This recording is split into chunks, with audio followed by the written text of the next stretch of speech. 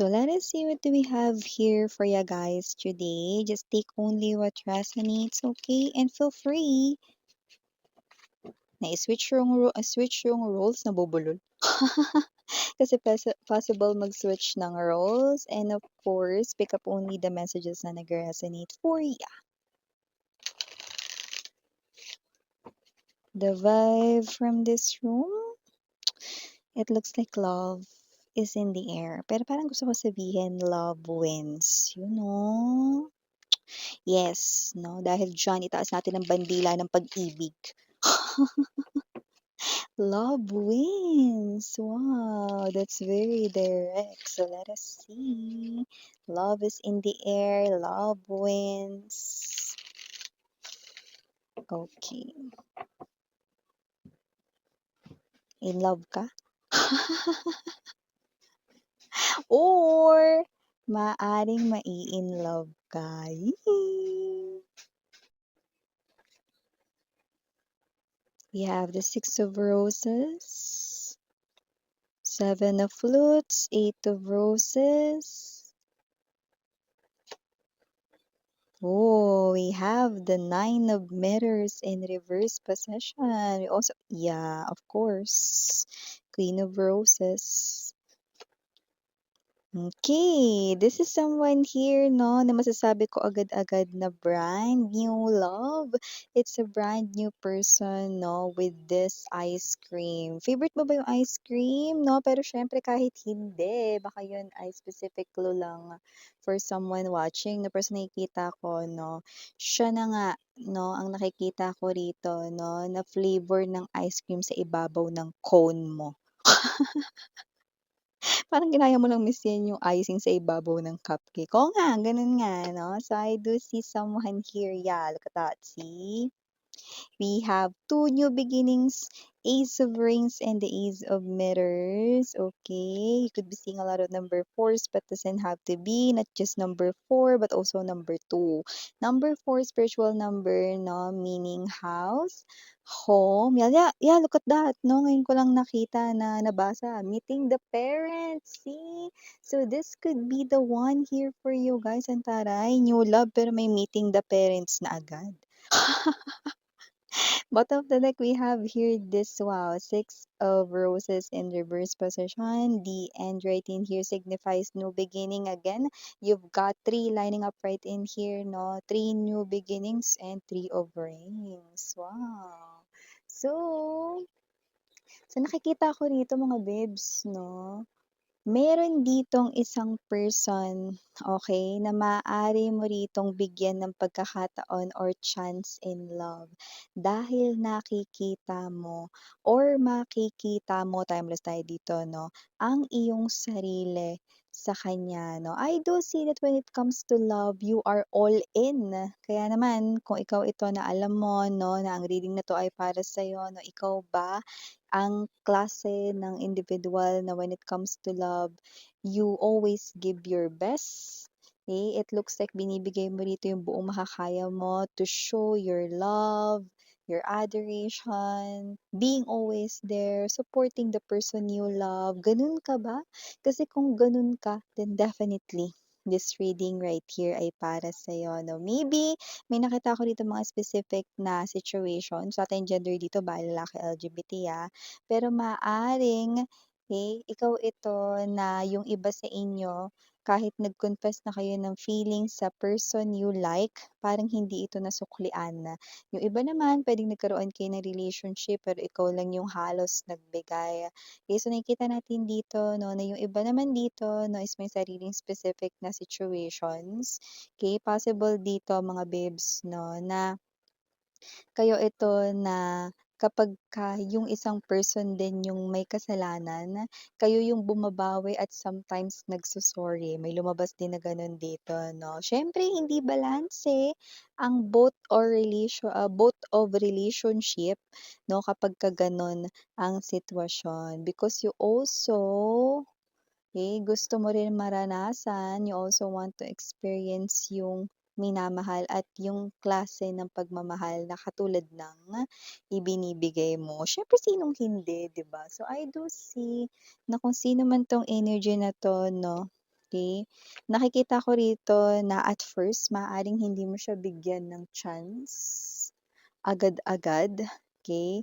Kasi may posibilidad 'no, na puwedeng ikaw ito, okay, na puwedeng hindi ka pa prepared or ready for love or maybe ikaw ito 'no, na nilu-look back mo pa rin at times yung iyong mga failures sa love, pero mukhang nakikita kong nakaka-get over ka na. So, nakikita natin dito that whoever this person is, nakikita ko rito na makikita mo yung sarili mo sa kanya dahil yung mga gagawin niya rito 'no, ay lahat yun ay posibleng ginawa mo dati when it comes to love 'no, and you are seeing yourself doon sa person na iyon. Yun ang simula ng lahat 'no, yun yung time for you to wake up, time for you to step sa iyong throne or sa trono mo rito 'no, and I do see na ikaw ito na hindi mo palalampasin yung chance na ganito because you know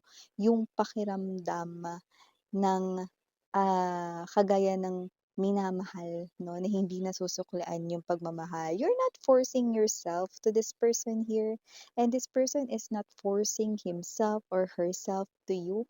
It's just that parang dahil dito, nagbukas rito 'no, yung parang nagising ka, para kang, lahat ng senses mo 'no, sa life ay parang nagising lahat 'no. Parang na-realize mo 'no, na ikaw ito na nakikita mo yung sarili mo sa kanya, so ganitong klase ng pagmamahal, yun na yung magiging umpisa ng inyong road to love. Sabagay natin dito pag-usapan pa more ang reading na ito, nakakatuwa naman 'no? Yung nakita mo yung sarili mo 'no, sa isang person na ganyan ka dati 'no, and because of that, parang naging ano yun, naging, daan yun 'no, sa pagbubukas rito ng realizations 'no, na ito yung klase ng love na hinihintay ko, not because you just saw yourself dito sa person na 'to 'no, but because you deserve that kind of love na kaya mong ibigay, 'di ba? So, hi and hello there sa ating mga new subscribers. My name is Yan. Welcome. Returning Island buyers, thank you sa inyong walang sawang love and support for me. At kung di niyo pa knows, meron pa po tayong isa pang channel link down below lang sa ating description box. So, if interested, just click that link para makarating kayo there every day. No, we are uploading collective readings for all signs yun. And of course, lahat tayong gender dito like what I've mentioned earlier na babae, lalaki, LGBT, everybody welcome. You can also switch roles if you want because that is also possible. Why? Because this is general reading. And at the end of the day, lahat tayo may free will na free mong gamitan anytime, anywhere. No? And of course, this is timeless. Pwedeng nangyari na sa iba, nangyayari na ngayon sa kasalukuyan. Sa iba ay hindi pa pero mangyayari pa lang. Kaya naman, challenge accepted dito sa person na ito 'no. Ikaw ito with the Seven of Flutes na oras na para i-edit ko rito yung aking love life 'no. Alam mo, when you edit your love life right in here, you are also editing here your general area ng buhay mo. Okay, so you are making things right.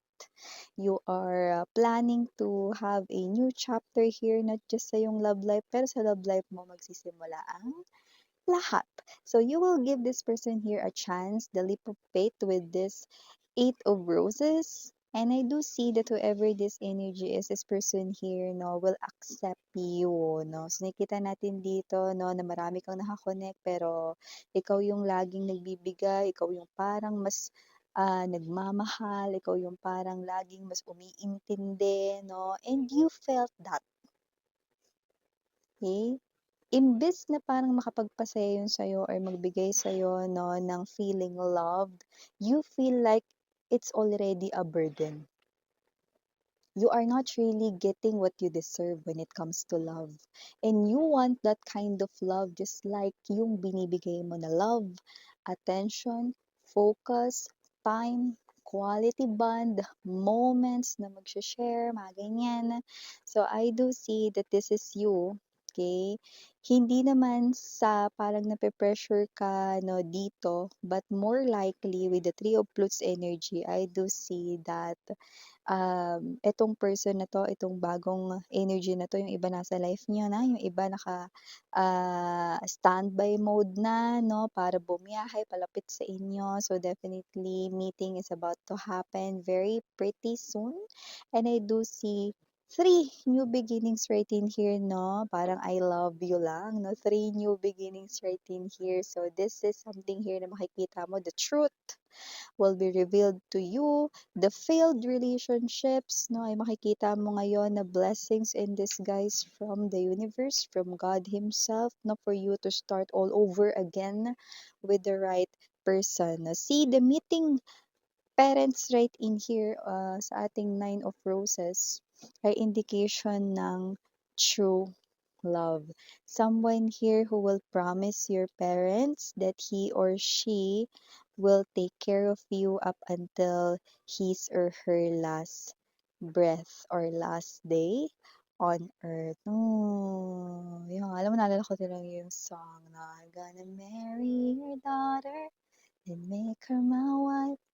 I want her to be the only girl, you know. Wala tayong gender dito pero dun sa Mary, okay, hindi lang yun basta Mary na wedding ceremony, but that kind of love, like everlasting love, it's something here long lasting, okay, do not have an ending, yun yung nakikita natin dito. And this person is consistent, and with this mansion, nakita ko dito that you will build not just a house, but you will call it home. Yan, yung nakita natin dito. And nakita ko dito na parang ikaw to na may isip mo, I do not need na manatili sa ganitong klase ng energy na makita yung ibang mga tao na kaparehas ng mga ex ko. Hindi lahat pala gano'n. Kailangan kong maging bukas na hindi lahat ay katulad ng mga taong na-disappoint ako when it comes to love, 'no? And that's why you will give this person here a chance to open your heart and willing to wait siya up until you're really ready na patuloyin siya sa life mo. This person here with the Three of Flutes, okay, if you want you guys, no, na mag-start as friends, then it's okay. 'Di ba? So, kilalanin mo siya as more na as you want. Okay? So, nakikita ko dito that this person here, no, hindi yun importante. Importante kasama ka niya. Importante nakikilala mo siya. And habang nakikilala mo siya, nakikita mo yung sarili mo sa kanya dahil ganun ka gumalaw when it comes to love. Dahil ganun ka umaction when it comes to love. No? You prioritize the person you love. You make sure that you are always there right sa kanilang side. You always give time, attention, even though you're busy. And you are the 101% reflection of this person. See? It really takes time for you to be able to find your perfect match, pero it's all worth it in the end, 'di ba? So I do see that with this Five of Roses in reverse, nakita ko na hindi ka na makikipagtalo sa sarili mo dahil you will give this person here a chance, and ang pinakaimportante, you are also giving yourself a chance to fall in love with the right person. Ote, the end right in here is yung ending ng pagtatapos ng mga lungkot-lungkutan, yung mga failed na relationships hindi na dapat iniiyakan, move on na. Yun yung energy mo, and with the Three of Rings, you are willing here to not just open yourself and heart for this person, but to definitely open your whole world dito sa person na 'to, na ipapakilala mo siya rito 'no, with your genuine people, with your soul tribe, with your community, with your friends, close peers, close friends, and your family, 'di ba? So, I do see that you will welcome this person right in here. Do'n rin talaga kayo papunta, ng person na ito. Wow, see, look at that. It's all worth it in the end, 'no? Kaya simulan mo ng kalimutan mga wala mong kwentang ex, 'no, para pumasok na sa life mo yung tamang tao. Sabi ko sa inyo ito na talaga, eh, 'no, yung ice cream sa ibabaw ng halo-halo niyo. So yung initials, we have here capital letter R, capital letter S, capital letter E, capital letter D, capital letter T, capital letter J, capital letter M, capital letter A, and capital letter I. For small letters naman, we have N. We also have here E. For E, maaaring ito ay dalawa, pero maaaring hindi maging tatlo. We also have capital letters R, Y, T, B as in boy, and last but not the least, we have O. So yeah, these are all the messages we've got right here for you guys. Again, I'm Yuriana Ani for the girls and Yana Duna. For the boys, sarang haya, love and light. Yadra. Annyeong. Enjoy!